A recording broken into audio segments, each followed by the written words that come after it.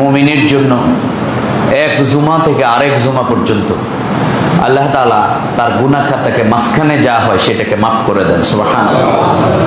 আল্লাহ তাআলা এক রমাদান থেকে আরেক রমাদান পর্যন্ত মুমিনের যেই বান্দার যে গুনাহ খাতা হয় সেগুলোকে মাফ করে দেন। সুবহানাল্লাহ।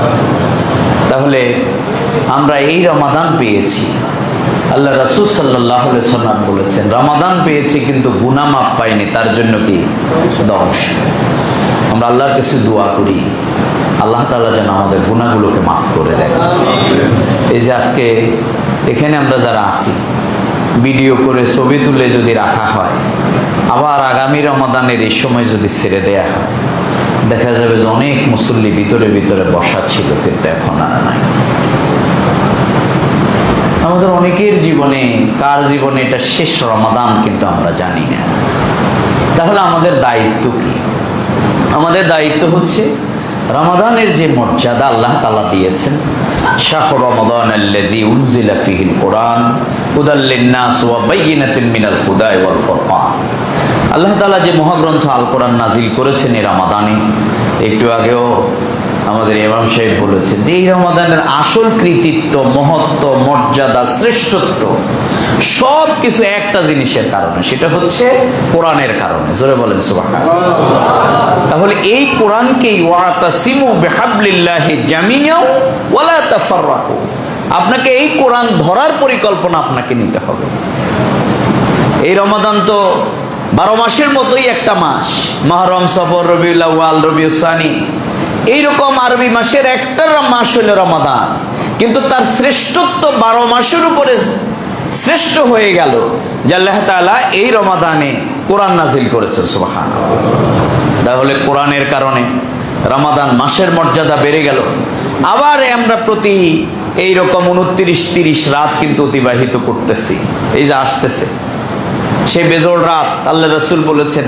তাহলে এইরকম একটা রাত আছে লাইলাতুল কদর, সেই রাতটাও কিন্তু তানাজ্জালুল মালাইকাতি ওয়ার রূহ। তাহলে এই যে আল্লাহ তাআলা এখানে যে সেই রাতেরও শ্রেষ্ঠত্ব হচ্ছে আল্লাহ তাআলা এই একটা রাতে লাইলাতুল কদর এখানে কোরআন নাজিল করার কারণে এই রাত কিন্তু সুবহানাল্লাহ। তাহলে রমাদান শ্রেষ্ঠ হয়ে গেল, মাস শ্রেষ্ঠ হয়ে গেল কোরআনের সাথে মিলিত হয়ে, লাইলাতুল কদর রাত শ্রেষ্ঠ হয়ে গেল কোরআনের সাথে মিলিত হওয়ার কারণে। আপনি যদি এই রমাদানে নিজের জীবনকে কোরআনের সাথে মেলানোর পরিকল্পনা না নিতে পারেন, যদি নিতে পারেন, তাহলে আপনার জীবনও সেরা হয়ে যাবে। সুবহানাল্লাহ। আল্লাহ তাআলা বলছেন, বান্দারে আমি তো এই কোরআনটা রমাদানে লাইলাতুল কদরে নাজিল করেছি তোমার জন্য, হুদাল লিন-নাস ওয়া বায়্যিনাতিন মিনাল হুদা ওয়াল ফুরকান। না, সবাই কিন্তু এই মর্যাদা পাবে না। যারা এই কোরআনের সাথে নেই, যারা এই কোরআনকে ধরে নাই, যারা এই কোরআনের আদর্শকে প্রতিষ্ঠার জন্য যারা ঐক্যবদ্ধ হয় নাই, তারা 1000 বছর রোজা রাখলেও তার জীবনে কোনো কাজ আসবে না।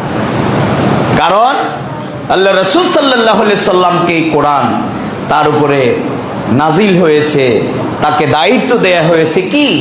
রোজা রাখা, হজ করা, যাকাত দেয়া না।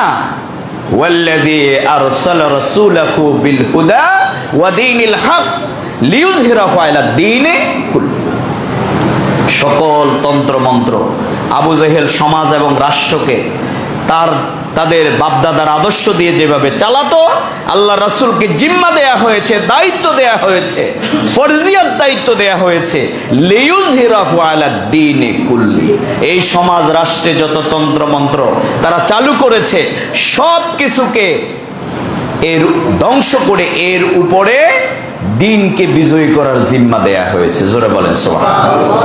সুতরাং আপনি রোজা রাখলেন কিন্তু আপনি দিন ধরলেন না, আপনি রোজা রাখলেন কোরআন ধরলেন না, আপনি রোজা রাখলেন আপনি কোরআনের আদর্শ ধরলেন না, বরং কোনো না কোনো সময় আপনি কোরআনের বিরোধিতাও করে ফেললেন, নাউজুবিল্লাহ।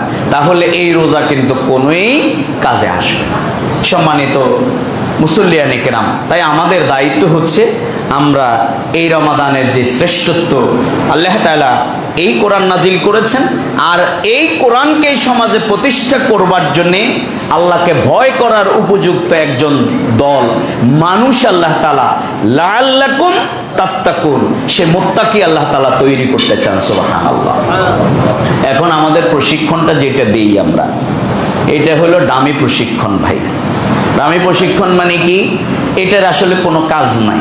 এটা শুধুমাত্র আমরা আল্লাহকে করে দেখাই যে আল্লাহ হালাল খারাবার যেরকম একবারে সাহেরি থেকে ইফতারি পর্যন্ত একবারে সেকেন্ড মিনিট গনে গনে তোমার সন্তুষ্টি, তোমার ভালোবাসায়, তোমাকে ভয় করে আমি যেরকম বর্জন করলাম, আল্লাহর কসম আল্লাহ যাবতীয় জীবনের প্রত্যেকটি দিক এবং বিভাগে আমি তোমাকে সেইভাবেই ভয় করব, তার প্রশিক্ষণটা আপনি গ্রহণ করছেন।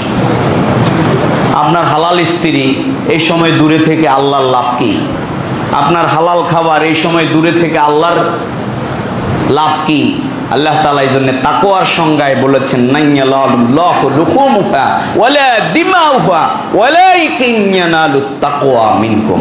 তোমাদের এই যে গরুর গোশত, এই যে গরুর, এগুলো আল্লাহর কাছে পৌঁছায় না। আল্লাহর কাছে পৌঁছায় আল্লাহর সন্তুষ্টির জন্য তুমি এই পশুটাকে জবাই করেছো, সেটা পৌঁছায়। সুবহানাল্লাহ। তাহলে আমাদের খাবার বর্জনে কোনো আল্লাহর লাভ নাই, আমাদের স্ত্রী থেকে দূরে থেকে আল্লাহর কোনো লাভ নাই, বরং প্রশিক্ষণ হচ্ছে যে আল্লাহ আমার জীবনে যত দিক এবং বিভাগে এই কোরআনের দিক এবং বিভাগগুলো আমার জীবনে আছে, আমি প্রত্যেকটি দিক এবং বিভাগে তোমাকে এইভাবে ভয় করব। আমরা কিভাবে করি? যিনি রোজা রাখেন তিনি মাপে কম দেন, যিনি রোজা রাখেন তিনি মিথ্যা কথা বলেন, যিনি রোজা রাখেন তিনি অসত্য কাজ করেন, যিনি প্রশাসনে আছেন তিনি জাল জায়গায় সুদ নেন, ঘুষ নেন, যিনি ক্ষমতাবান তিনি দুর্নীতি করেন, যিনি ক্ষমতাবান তিনি সন্ত্রাস করেন, যিনি ক্ষমতাবান তিনি আর অন্যের উপরে অবিচার করেন, তাহলে তার রোজা কোনোই কাজে আসবে না। আল্লাহ রাসূল বলেছেন তার রোজা কেবলমাত্র তাকে ক্ষুধার কষ্ট আর রাত্রে লম্বা সময় দণ্ডায়মানের কষ্ট ছাড়া তার নসিবে কিছুই হবে না। নাউজুবিল্লাহ। সম্মানিত রোজাদার ভাইরা, তাই আমাদের প্রশিক্ষণ হলো তাকওয়ার প্রশিক্ষণ। আর আল্লাহ বলছেন যে এই কোরআন যদি এই সমাজে লিইউযহিরাহু আলা দীনি কুল্লি, এই কোরআনকে যদি আমার রাসূল যেরকম আইয়ামে জাহিলিয়াতের একটি অসভ্য কালো সমাজকে পবিত্র পরিশুদ্ধ করেছেন, যেই কোরআন দিয়ে তোমরা যদি আল্লাহকে ভয় করে এই কোরআনকে যদি এখানে যদি তোমরা কি করো, প্রতিষ্ঠিত করো, তাহলে ওয়ালাউ আন্না আহলাল কুরআন আমানু তাকাউ লাফাতাহনা আলাইহিম বারাকাতুম মিনাস সামাই ওয়াল আরদ। তোমরা যদি রাষ্ট্রের কোরআনের বিধান প্রতিষ্ঠিত করো, তাহলে আমি আল্লাহ